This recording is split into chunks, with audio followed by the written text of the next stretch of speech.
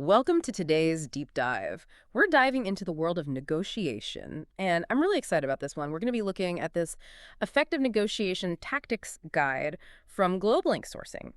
And, we always talk about getting a better price or getting ahead, but I think today's more about like really understanding how to get what you want, whether it's at work, at home, or even just like figuring out dinner plans. Yeah, it's funny how negotiation gets painted as this like combative thing. Right, totally. When really this guide hits the nail on the head, it's about communication. Understanding that even more than like hardcore tactics. Totally. And they say something right at the beginning that really stuck with me, that negotiation isn't just for like boardrooms and big contracts. It's something we do every single day, often without realizing it. What really resonated with you about that idea? It's so true. I mean, think about it, just even this weekend, deciding where to go to brunch with like your family or your roommates. Yeah. That's a negotiation in itself. Totally. Or like even asking for an extension on a deadline at work, or even just haggling with someone at like A flea market, yeah. Yes, like it's everywhere once you start to see it. There's like this hidden language we all speak, but we don't even realize it. Exactly. And that's where I think understanding these different negotiation styles is so interesting. Like the guide talks about competitive versus collaborative approaches. How can just knowing the difference between those two be a game changer for someone? Okay, so imagine this. You're splitting a cake with someone, right? Okay. A competitive negotiator, they might be laser focused on getting the biggest slice possible, even if it means the other person feels a little like gypped. Right, right. But someone with a more collaborative style, they're going to try to divide that cake so everyone's happy, Yeah. It's a difference between aiming for like a win-lose versus a win-win. So knowing like what your natural tendency is, but then also being able to spot it in the other person is kind of key, right? Exactly. Because sometimes like a little bit of compromise or accommodation, it's needed to reach that like sweet spot. And I think the real skill is being adaptable, Okay. aware of the dynamic between you and the other person. That's when you can really tailor your approach. Right. It's like reading the room, but in a negotiation. Exactly, yeah. That makes a lot of sense. Okay, so speaking of like getting what you want, because I think that's ultimately what we're all here for, the guide dives into some really interesting price negotiation tactics. Yeah? And one that I thought was really fascinating was this idea of anchoring. Can you tell us a little bit about like what is anchoring and how does it work? Anchoring. Okay, so it's about like setting expectations right off the bat. So let's say you're buying a used car, classic example. Okay. And the seller, they just throw out this price that seems way too high. Right. That's their anchor. They're setting a high starting point to try and influence how you perceive what's reasonable. So if you go in knowing the market value, like you've done your research, you're less likely to be swayed by that initial number. Exactly. Knowledge is power, my friend. Yeah. Especially in these situations. Like if you're prepared, that anchor is less likely to drag you down. You Yeah. can kind of stay afloat. It's like they're trying to shift your whole sense of what's even possible, right? Exactly, yeah. So how do we avoid falling for that, besides obviously like knowing our stuff going in? Well, the guide actually brings up another tactic, which I thought was interesting, this idea of creating competition. Okay, how do you do that? So think about like when you're shopping around for, let's say, a contractor or something, right? Right. Getting quotes from multiple places, it isn't just about finding the lowest price. It actually gives you leverage in the negotiation. No, because then that contractor knows they're not your only option. Exactly. Interesting. Yeah, subtly shifts the power dynamic a little bit. Right. The guide uses this analogy of like dating, right? Like if you've got multiple options, you're in a stronger position to negotiate what you want in the relationship. Oh, that's a good analogy. I like that. Right. Yeah. And that brings up, I think, an important point, which is that, effective negotiation isn't just about like being the toughest or most hard-lined, You're saying there's more to it than just playing hardball. Exactly. It's about, understanding your non-negotiables, but also like knowing what you're willing to concede to get a deal done, It's funny because this is reminding me of something you said earlier about how negotiation is often more about communication and understanding than these like hardcore tactics. 100%, yeah. And I think this becomes even more crucial when we move from like haggling over the price of a lamp to something like, contract negotiation, which the guide dives into as well. Okay, so now we're stepping up from like everyday negotiations to the big leagues. Exactly. We're not just talking about getting a discount on a blender anymore. Right, exactly. Contract negotiation This is where things get strategic. And preparation is absolutely paramount. So when we talk about preparation in this context, what are we talking about? What does the guide recommend? I think the biggest thing, and they emphasize this over and over again, is understanding the other party's needs. Like, what are their motivations? What are their pain points? Oh, interesting. The more you know about their perspective, the better equipped you are to find solutions that actually work for both of you. It's almost like being like a detective or something. Like you're trying to gather clues to understand the other side of the story. 100%, yeah. So it's about going beyond just like my wish list for this contract and really digging into what do they want to. Precisely. So, like, imagine you're a freelancer. Right. And you're negotiating a contract.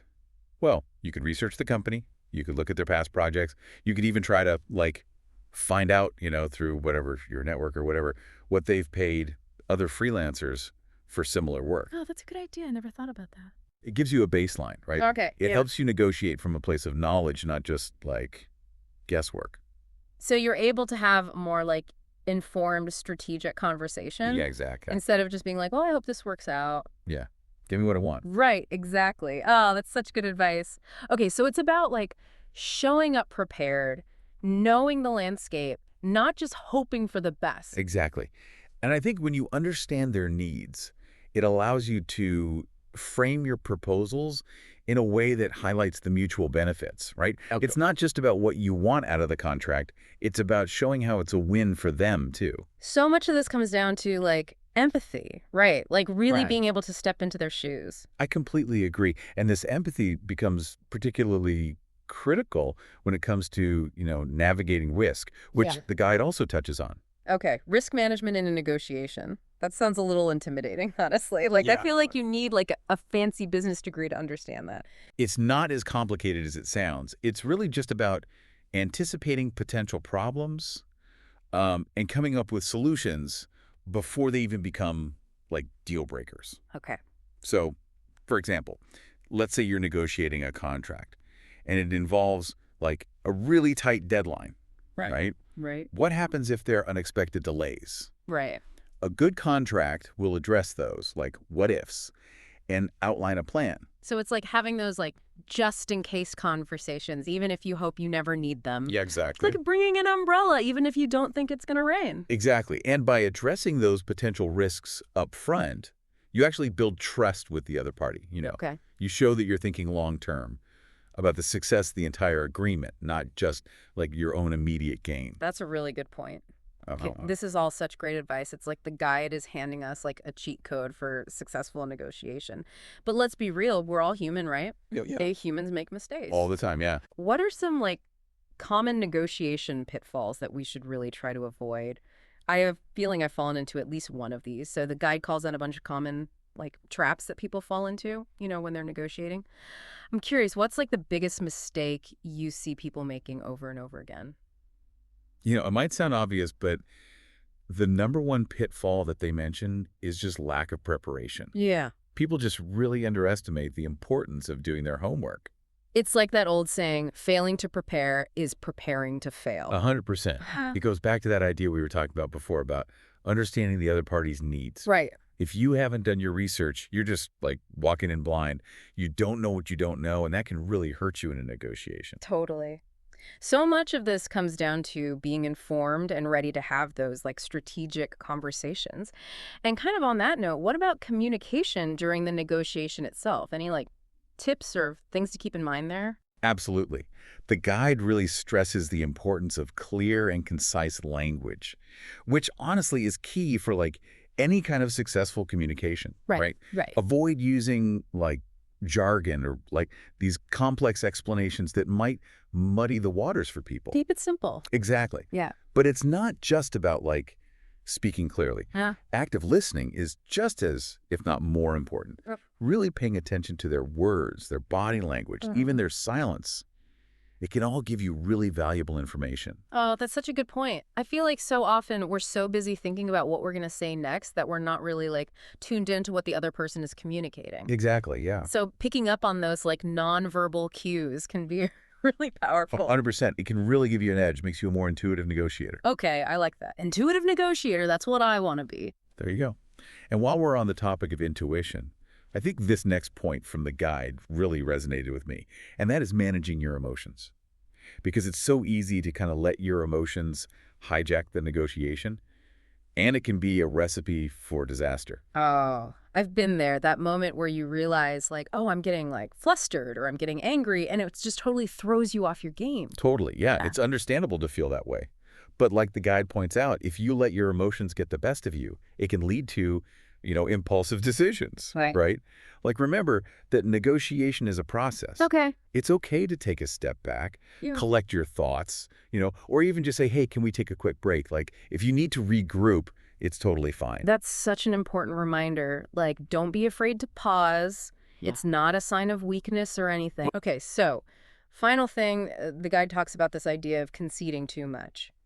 How do you kind of walk that line between like being flexible and being willing to, compromise, but then also knowing your worth and not just giving everything away? That's the million-dollar question, Yeah. right? Right. It's so easy, especially if you're someone who, like, you want to be agreeable, you want to make a deal. It's easy to get caught up in that and end up giving away more than you intended.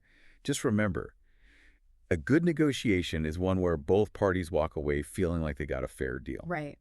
And that means being willing to walk away if the terms just aren't right for you.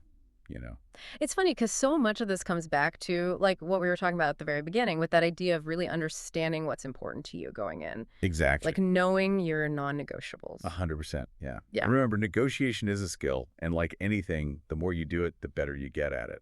That's so encouraging. I feel like we often put so much pressure on ourselves to be like perfect negotiators right out of the gate. Yeah. But it's really a learning curve, like anything else. Exactly. Okay, so to wrap things up, what's the most important takeaway you want listeners to, like, walk away with from this effective negotiation tactics guide? I would say don't let negotiation be this intimidating thing that you shy away from.